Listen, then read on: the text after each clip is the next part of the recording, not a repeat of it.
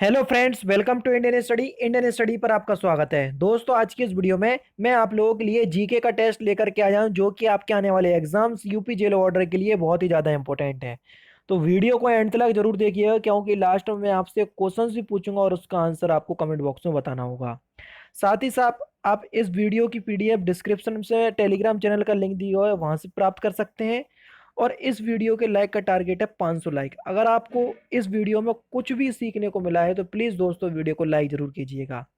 पहला question, aspirin कहाँ से मिलती है? तो आप सभी लोग जानते हैं जो एस्पिरिन है ये एक पेड़ से मिलती है। जी हाँ दोस्तों, एस्पिरिन पेड़ से प्राप्त होती है। एस्पिरिन जिसे हम एसिटिल सैलिसिलिक एसिड भी कहते हैं, समझ रहे हैं ना। ये एक सैनिसेकेट औषधि है जो अक्सर हल्के दर्दों से छुटकारा पाने के लिए यूज होती है। नेक्स्ट क्वेश्चंस आपके सामने हार्मोन्स दिए हैं, और जो ग्रंथियां उन हार्मोन्स को स्रावित करती हैं उन ग्रंथियों के नाम दिए हैं। तो आपको बताना है कि कौन सी ग्रंथि कौन सा हार्मोन्स जो है वो स्रावित करती है। समझ रहे हैं? ये आप लोगों के हार्मोन्स हैं और ये आप लोगों की ग्रंथियां हैं। तो जल्दी से बताइए। देखो, प्रोजेस्टेरोन ये तो एक महिला हार्मोन्स यानी कि एक फीमेल हार्मोन्स है, तो तीसरा ऑप्शन आपका यहाँ पर बिल्कुल ठीक हो जाएगा। टेस्टोस्टेरोन ये आपको हार्मोन्स पुरुषों में देखने को मिलेगा। थायरॉक्सिन ये आपका थायराइड ग्रंथि से निकलता है। इंसुलिन ये आपका अग्नाशय से निकलता है। तो फिलहाल आपका सही आंसर क्या होगा? 3 4 1 2। कौन से ऑप्शंस में दिया देख लो, पहले ही ऑप्शंस में दिया, पहला ही ऑप्शन आपका बिल्कुल करेक्ट हो जाएगा। नेक्स्ट क्वेश्चन, वह स्थान जहां प्राक अशोक ब्राह्मी लिपि का पता चला, जल्दी बताइए। तो उस स्थान का नाम है मास्की, यानी कि इस क्वेश्चंस का चौथा ऑप्शन करेक्ट। मास्की से प्राक ब्राह्मी लिपि के बारे में पता चलता है। दक्षिण भारत में प्राप्त मास्की अभिलेखों में उसका नाम अशोक तथा पुराणों में अशोक वर्धन मिलता है। ठीक है ना। नेक्स्ट क्वेश्चन आपके सामने, मध्यकालीन भारत के मुगल शासक वस्तुतः थे। जो मध्यकालीन भारत के जो मुगल शासक थे वो किस मूल के थे? तो आपका सही आंसर हो जाएगा तुर्क थे। ये कौन थे? तुर्क। यानी कि इस क्वेश्चन का तीसरा ऑप्शन आपका बिल्कुल करेक्ट हो जाएगा। नेक्स्ट क्वेश्चन के, दिल्ली का वह सुल्तान जिसने अपने संस्मरण लिखे, यानी कि जिसने अपनी मेमोरीज लिखी, उनको बताना है। जल्दी बताइए। Question number 5। तो आपका सही आंसर हो जाएगा फिरोज शाह तुगलक। यानी कि इस क्वेश्चन का चौथा ऑप्शन आपका बिल्कुल करेक्ट है। इसने अपनी जो आत्मकथा है फतुहा फतुहा है फिरोज शाही के नाम से लिखी है। ठीक है ना। नेक्स्ट क्वेश्चन, अव्वाब क्या था? अव्वाब क्या था? अव्वाब जो है वो विभिन्न प्रकार का कर था, जैसे गृह कर, सिंचाई कर। यानी कि चौथा ऑप्शन आपका बिल्कुल करेक्ट है। नेक्स्ट क्वेश्चन, भूमि मापने के लिए दिल्ली सुल्तान काल में कौन सा मापक प्रयोग में लाया जाता था? जल्दी बताइए। तो आपका सही आंसर हो जाएगा मसाहत। तीसरा ऑप्शन आपका बिल्कुल करेक्ट है। नेक्स्ट क्वेश्चन, महाराणा सांगा ने इब्राहिम लोदी को किस युद्ध में परास्त किया था? तो आपका सही आंसर हो जाएगा कौन सा युद्ध? बिल्कुल ठीक, खातोली का युद्ध। यानी कि इस क्वेश्चन का पहला ऑप्शन आपका बिल्कुल करेक्ट हो जाएगा। कौन सा? पहला ऑप्शन। और ये जो आपका खातोली का युद्ध जो है ना, ये 1518 में हुआ था। कब हुआ था? 1518 में। डेट पूछी जाती है, इसलिए मैंने आपको बताया है। आजाद हिंद फौज के अधिकारियों ने लाल किले में चल चल रहे मुकदमे में उनके पक्ष में निम्नलिखित में से किसने वकालत की थी? तो आपका सही आंसर हो जाएगा सर टीवी स्प्रू। यानी कि इस क्वेश्चन का चौथा ऑप्शन करेक्ट। 1945 में सरकार ने आजाद हिंद फौज के कैदियों पर सार्वजनिक मुकदमा चलाने का निर्णय किया। इसमें आरोपियों की तरफ से वकालत सर तेज बहादुर सप्रू ने की थी। नेक्स्ट क्वेश्चन आपके सामने, निम्नलिखित घटनाओं का सही कालक्रम में प्रस्तुत कीजिए। जल्दी बताइए। ये आपकी घटना है, लखनऊ समझौता, गांधी इरविन समझौता, पूना समझौता, सविनय अवज्ञा आंदोलन। ठीक है। तो ये सब आपको बताना है। देखो, लखनऊ समझौता के सामने मैं लिख दे रहा हूँ 1916, क्योंकि लखनऊ समझौता हुआ था आपका 1916 में। गांधी इरविन 1931 में हुआ था। ठीक है। पूना समझौता हुआ था आपका 1932 में हुआ था। ठीक है। उसके बाद सविनय अवज्ञा आंदोलन जो है ये आपका 1933 से माना जाता है। अंतिम रूप से जब वापस ले लिया गया था, तो इसको आप 1930 33 मान के चलें। ठीक है ना। तो आपका देखो बिल्कुल लाइन से ही दिया है, क्योंकि पहले 16, फिर 31, फिर 32, फिर 33। तो सही आंसर क्या हो जाएगा? पहला, दूसरा, तीसरा, चौथा। यानी कि दूसरा ही ऑप्शन आपका बिल्कुल करेक्ट है। नेक्स्ट क्वेश्चन, वह कौन सी जगह थी जहां अखिल भारतीय किसान सभा का पहला अधिवेशन हुआ था? तो उस जगह का नाम क्या है? लखनऊ, तीसरा ऑप्शन से आपका बिल्कुल करेक्ट। कब हुआ था ये? 1936 में हुआ था, ठीक है। और इसकी अध्यक्षता की थी स्वामी सहजानंद सरस्वती ने, तो याद कर लो, इंपॉर्टेंट है। निम्नलिखित में से किसने बंगाल के विभाजन 1905 के विरोध में आंदोलन का नेतृत्व किया था? बंगाल विभाजन के समय भारत का गवर्नर जनरल कौन था? Lord Curzon. पूछा जाता है इसलिए बताया। तो यहाँ पर जो आंदोलन का नेतृत्व किया था सुरेंद्र नाथ बनर्जी ने किया था, पहला ऑप्शन करेक्ट। वह कौन थे जिन्होंने अनुशीलन समिति की स्थापना की थी? कौन थे वे? वागींद्र घोष थे जिन्होंने अनुशीलन समिति की स्थापना की थी। और ये कब की थी? ये 1907 में की थी, याद कर लो, इंपॉर्टेंट है, पूछा जाता है। निम्नलिखित में से कौन से हिमालय के तरुण वलित पर्वत यानी कि नमीर मोलदार पर्वत के साक्ष्य कहे जाते हैं या कहे जा सकते हैं? तो जल्दी बताओ कौन कौन से। ये यहाँ पर आप लोगों को चार ऑप्शंस दिए। गहरे खड्डे, यू घुमाव वाली नदी मार्ग, समांतर पर्वत श्रेणियां या भूस्खलन के लिए उत्तरदायी तीव्र ढाल। तो ये चारों ही चारों कहे जा सकते हैं, यानी कि चौथा ऑप्शन आपका यहाँ पर बिल्कुल करेक्ट होगा। नेक्स्ट क्वेश्चन के निम्नलिखित फसलों पर विचार कीजिए। लोबिया, मूंग और अरहर, बताइए। अब यहाँ पर क्या रहा है? उपरोक्त में से कौन सा दलहन चारा और हरी खाद के रूप में प्रयुक्त होता है? जल्दी बताओ, क्वेश्चन नंबर 15। तो ये सभी होते हैं, समझ रहे? चौथा ऑप्शन आपका बिल्कुल करेक्ट है। नेक्स्ट क्वेश्चन आपके सामने, भारत के प्रथम 3 सर्वाधिक गन्ना उत्पादक राज्य कौन कौन से हैं? जल्दी बताओ, प्रथम 3 बताने हैं। पहला तो अपना उत्तर प्रदेश है ही, दूसरा महाराष्ट्र ले लो और तीसरा ले लो तमिलनाडु। तो यानी कि तीसरा ऑप्शन आपका बिल्कुल करेक्ट है। राष्ट्रीय मानव अधिकार आयोग का गठन कब किया गया? तो ये गठन कब किया गया था इसका? 1993 में किया गया था, यानी कि पहला ऑप्शन आपका बिल्कुल करेक्ट।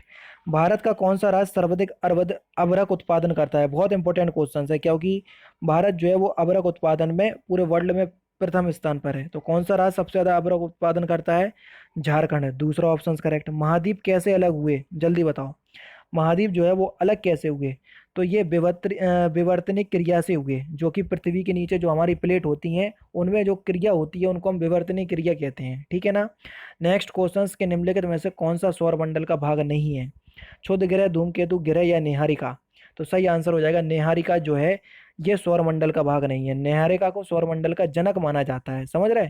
सूर्य एवं उसके चारों ओर भ्रमण करने वाले 8 ग्रह हैं, 65 उपग्रह हैं लगभग, ठीक है। धूमकेतु, उल्काएं तथा क्षुद्र ग्रह संयुक्त रूप से सौरमंडल कहलाते हैं, ठीक है। नेक्स्ट क्वेश्चन, किम्बरले प्रसिद्ध है? किम्बरले की जो खान है वो किस लिए प्रसिद्ध है? तो ये जो खाने हैं हीरा खनन के लिए प्रसिद्ध है, दूसरा ऑप्शन आपका बिल्कुल करेक्ट है।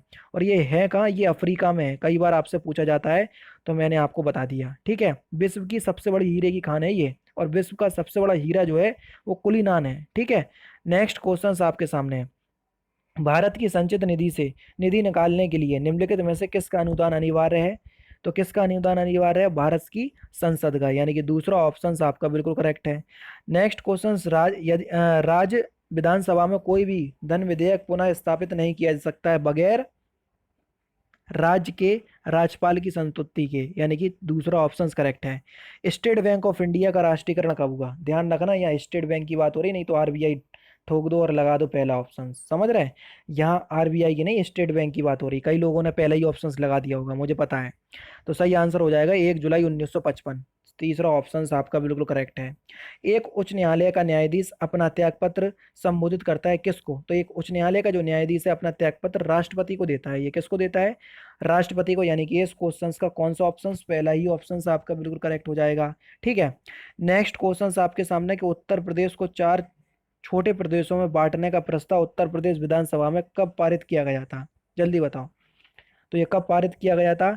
सही आंसर आपका हो जाएगा 2021-11 यानी कि इस क्वेश्चन का दूसरा ऑप्शन आपका बिल्कुल करेक्ट है। मोस्टली आप सन ही याद कर लो, 2011। मेरे ख्याल में 2011 में आपकी सरकार होगी किसकी?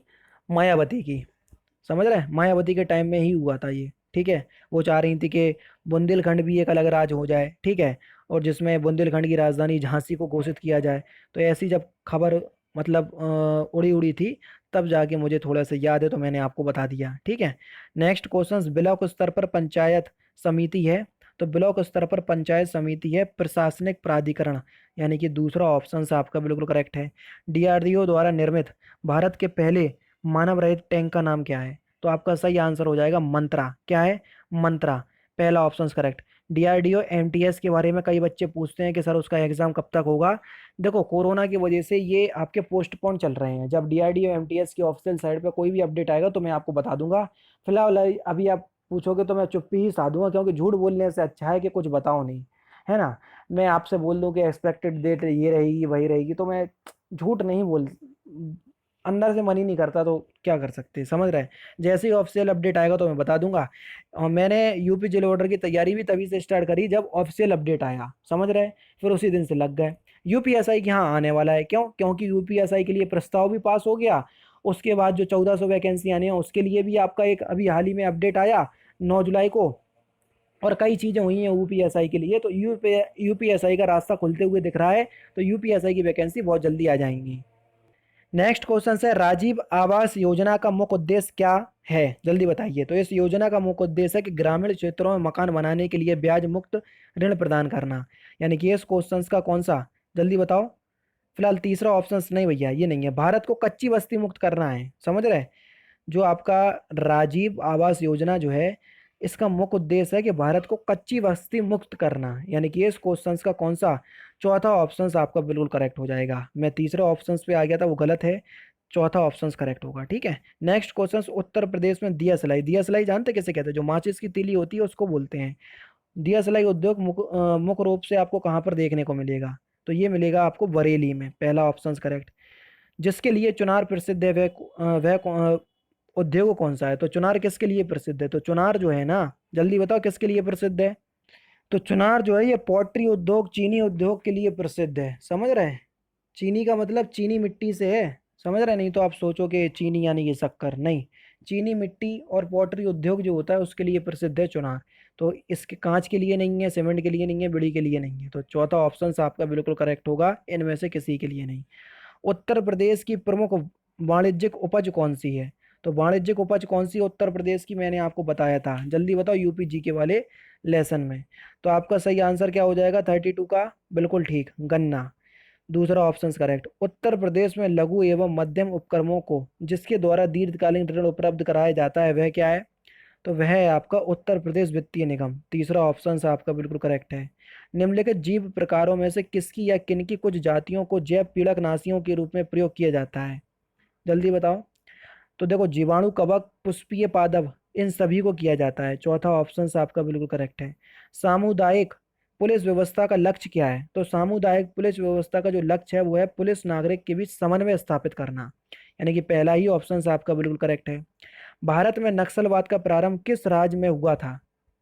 नक्सलवाद का प्रारंभ तो किस राज्य में हुआ था? ये पश्चिम बंगाल से हुआ था। यानी कि दूसरा ऑप्शन आपका बिल्कुल correct. Most important question, GST bill को पारित करने वाला सर्वप्रथम राज्य कौन सा है? तो इस क्वेश्चन का आंसर आप लोग मुझे कमेंट बॉक्स में बताएंगे, ठीक है।